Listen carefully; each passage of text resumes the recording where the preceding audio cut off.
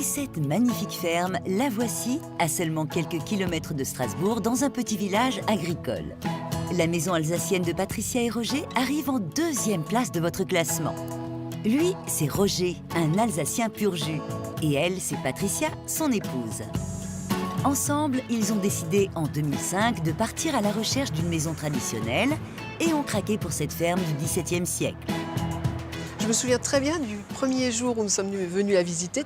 Tout était gris, il n'y avait pas une herbe, pas un arbre dans le jardin, il n'y avait absolument rien. Il y avait de la terre battue au sol.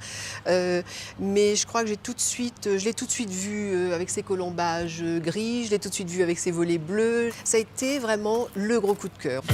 Mais parfois, le cœur a ses raisons que la raison ignore.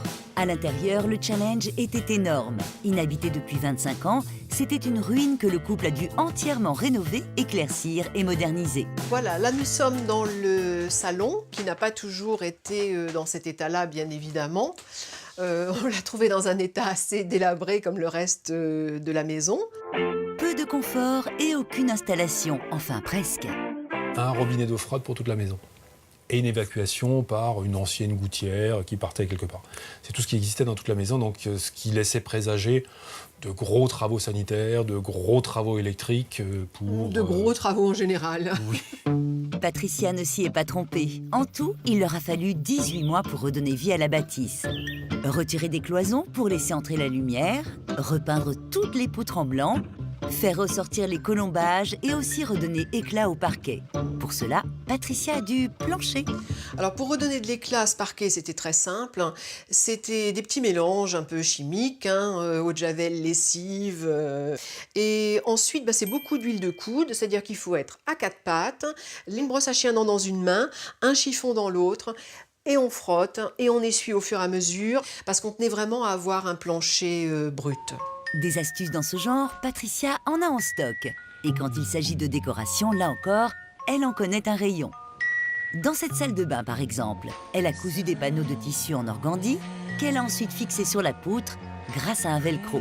Une manière simple et élégante de délimiter la pièce pour un effet petit salon de bain. Malin. Mais le plus grand passe-temps de Patricia et Roger, c'est lui. Lucas, 2 ans et demi, leur petit-fils chéri. À quelques pas d'ici, notre petite famille part se promener en forêt. C'est aussi l'occasion pour Roger de ramener de précieux morceaux de bois utiles à la décoration de la maison. Allez, on ramasse encore. Je suis en train de trouver du bois, et de préférence du noisetier, parce qu'il se conserve bien. Qui me permettra de fabriquer des cabanes, des étagères, des contours de miroirs, des supports de luminaires, voilà. Allez, plus une minute à perdre. Aujourd'hui, Roger a décidé de réserver une petite surprise à Lucas. Quand il s'enferme dans son atelier, c'est pour créer toutes sortes d'objets à partir du bois ramassé. Comme ces porte-manteaux qui habillent les murs d'une chambre, ces photophores et luminaires, ou encore ces petits animaux à suspendre. Et l'objet du jour de Roger est... Lucas, je t'ai fait un petit garage pour tes voitures. Regarde, tu peux les mettre dedans.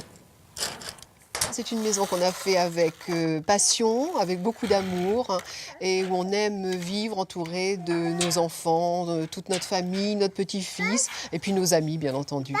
C'est vraiment notre maison préférée.